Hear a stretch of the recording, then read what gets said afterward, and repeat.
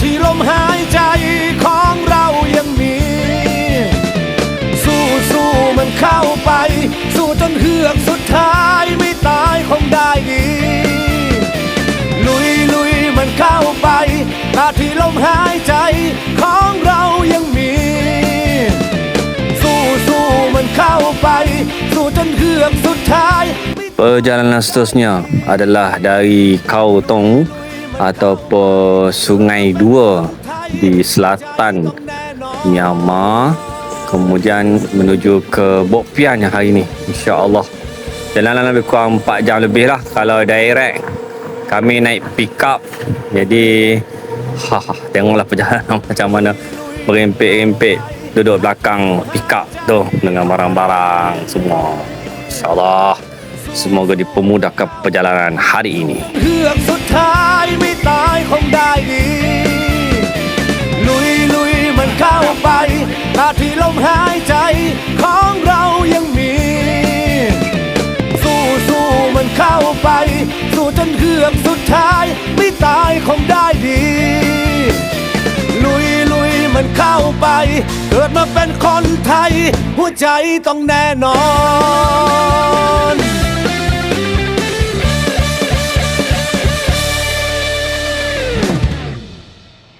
Apa nama tempat ni? Pasir Putih. Oh, ingat Pasir Putih Kelantan. Pasir Putih Myanmar. Dah dekat Pasir Putih Myanmar ni. Setelah hampir 7 jam perjalanan dari Kautong ataupun Sungai Dua, kita sampai di kampung Pasir Putih, disambut oleh orang tempatan di sini dan cakap semua slang Melayu Kedah.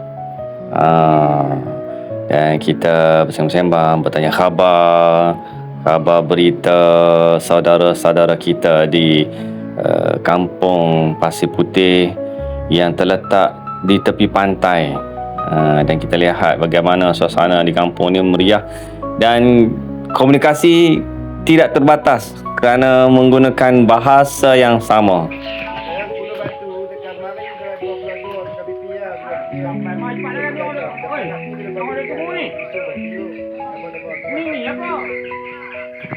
Kehadiran kami sangat-sangat diraikan oleh penduduk kampung Pasir Putih ni. Mereka panggil kawan-kawan kampung semua datang.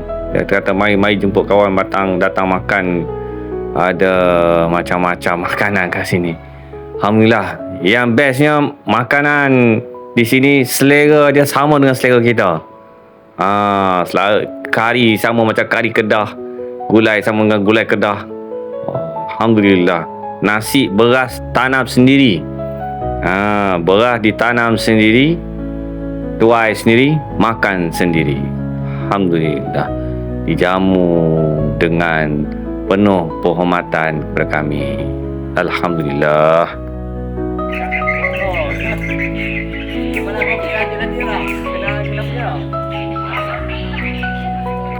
Menjelang malam, kita meneruskan perjalanan menuju ke Bok Pian, tapi singgah sebentar solat maghrib di kampung Sungai Siput. Ni saya punya driver lah, naik motor dengan dia, singgah sekejap dekat kampung dia Sungai Siput. Dalam perjalanan menuju ke Bok Pian, pekan Bok Pian, solat maghrib isyak dulu, insyaAllah.